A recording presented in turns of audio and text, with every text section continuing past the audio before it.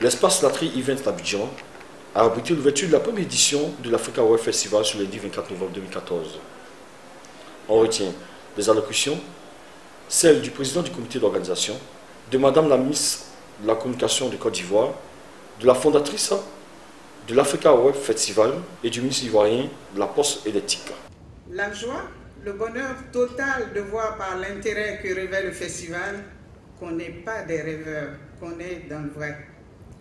Il y a des personnes sans lesquelles le festival n'aurait pas vu le jour. Beaucoup de personnes, ceux qui ont amené la création, ceux qui ont aidé à la mise en place et beaucoup d'autres qui en pensaient ou en action étaient là.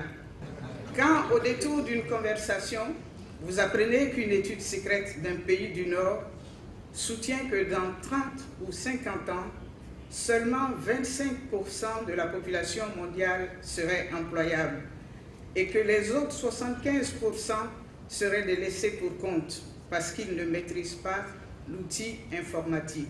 Qu'est-ce que vous faites? Vous vous y intéressez.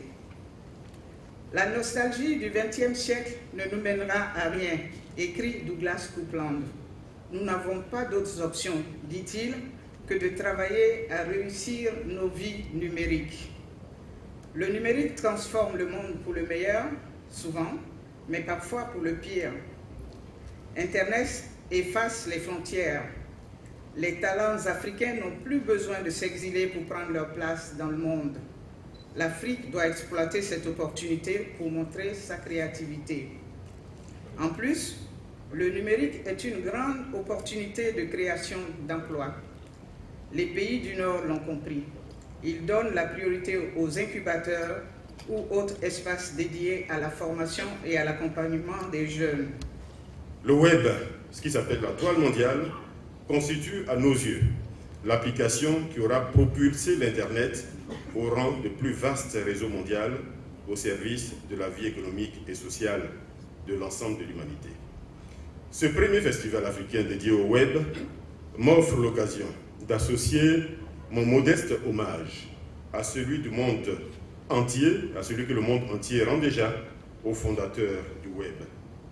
J'en cite quelques-uns: Tim Berners-Lee, Robert Caliu, Eric Bina, Mark Anderson, etc., pour leur apport inestimable à la transformation de notre monde.